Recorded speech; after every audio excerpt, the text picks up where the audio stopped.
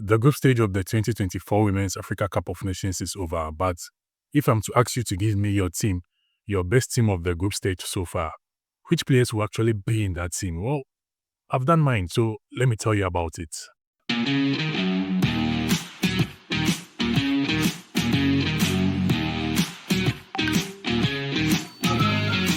don't know what I'm doing. All right, so welcome back. Dennis Seram here. So let's get straight into my team of the group stage for this WAFCON 2024. And I think my first option is the goalkeeper. I had a big thinking time choosing between Ngazi of Algeria and Bosija of Botswana. But I think my choice is Sedilame Bosija of Botswana. So for Bosija, she conceded in all the games she played in. Conceded a goal against Algeria, a goal against Nigeria, then a goal against Tunisia. But beyond the goals she conceded, if you look at her actual performance on the pitch, I think it was way above everyone in terms of how she performed, the kind of shots she saved in all the games. And even the last game against Tunisia, you should go and check it out. The kind of saves she was making. I mean, 90-degree saves. They were unthinkable saves, which she made, how she stretches and takes ball out that you don't even expect her to do. So I think the goals she considered to about 90% or maybe even more of all the goalkeepers in this tournament will concede those goals. Plus, she prevented a lot of goals. So for me, I think that should be enough to get her in my team of the group stage.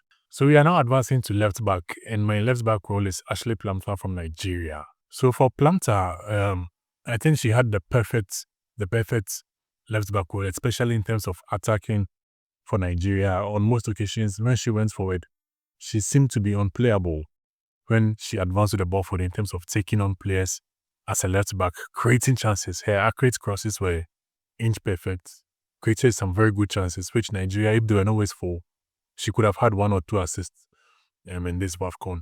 And even at points where players were not scoring, she took it upon herself to take some shots. She actually took some shots from range, which, especially I think that game against Botswana, it was the brilliance of Bosija. If it was in that goalkeeper, I think Plumptre could have scored a goal in that game, but then it was Bosija, one of the best in this competition. So she wasn't able to score, but I think she had a perfect AFCON at left back, one of the Nigerian players who impressed me the most in this tournament.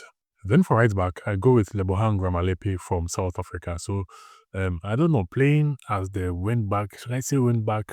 Should I say half back? Should I say she seems to have a lot of attacking role added to her play, not playing as a traditional right back at this WAFCON, but then she's been amazing, adding up to the attacking numbers for South Africa. She got an assist in that first game they played against Ghana. Then also in the third game they played against, that is Mali. She got a goal actually, and even a goal in that game, which I think she had a good WAFCON, especially for a right back, getting a good assist. I think it was impressive, and she's my right back pick for my team of the tournament. Then centre back, I go with another South African, Bambambani Mbane. How this lady reads the game, how she jumps into tackles.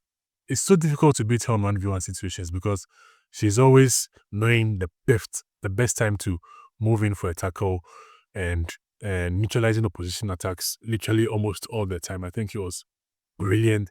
This WAFCON group stage, and even got a goal in addition. I mean, you play so well at centre back and then you get a goal in addition. I think she was amazing, fantastic this WAFCON, and she's my starting centre back.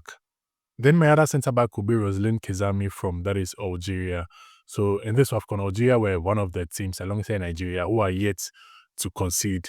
3 games they played Algeria and they didn't concede in all those games. If you look at Nigeria's setup, they didn't really face a lot of troubles defensively. So the defenders didn't really have a lot to do. But then for Algeria, it was a matter of they have building a very strong and resolute defensive line, which was led by Roselyne Kezame, who was amazing throughout the WAFCON, clearing balls, diving into challenges, and even won a player of the match in the second game. I think the third game they played, actually. So she was brilliant for Algeria and was a key in them keeping 3 clean sheets in the group stage. And she gets my starting centre back. Then we get to midfield, and my defensive midfielder for this team will have to be Yasmin Mrabet of Morocco. So in the Morocco team at this WAFCON, they haven't been so good at defense. The defense has been a bit leaky. But then one player who stands out in the defensive setup has to be the defensive midfielder, Mrabet, rolling, linking up both defense and attack. Sometimes she steps out to neutralize danger. I mean, one player cannot do everything, but sometimes she tries her best in tackling, especially from the defensive midfielder. I mean, some argue that she should be moved to centre back to help at the back because Morocco has really been struggling defensively, but she does her best. And even in addition to that, she's also scored 2 goals. So very good technical player, scored 2 goals, all from penalties for Morocco at this WAFCON. Then in central midfield, my first pick will have to be Chantel Boy-Hiloka from Ghana. So this player has been a game changer for Ghana, I think I should say, because I think she played her first game at the WAFCON against South Africa. She was great in that game. Then played second game against Mali. Yes, Mali. She created the goal Ghana scored, even though she didn't get the assist ultimately, but she created that goal. Then played the third game against Tanzania, where she got an assist and a goal also. She's been amazing, creating chances. Her crosses are always accurate. Picking the right passes. I think she has been one of the main reasons why Ghana actually made it out to the group stage, and she makes my team of the group stage. Then my other central midfielder will have to be Ghislaine Chebbak of Morocco. So this player is actually the top scorer of the WAFCON. She's unplayable so far this competition in terms of setting up play, rolling the ball going, creating the chances, and even being at the end of the chances being created by other teams. 4 goals she has scored. The only player to score a hat-trick so far in this WAFCON.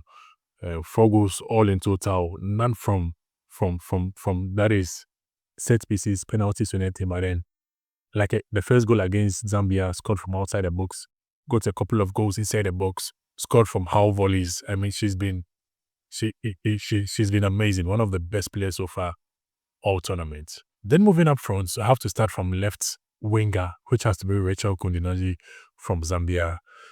So Kundinazi has the most goals and assists so far in this WAFCON, playing from the left back row. She's got a goal or assist in all the games. I think she's the only player who has contributed in all the games she has played in so far. Got a goal in the first game against, that is, Morocco. Got, I think, 2 assists. Was it 2 assists? Yeah, I think so.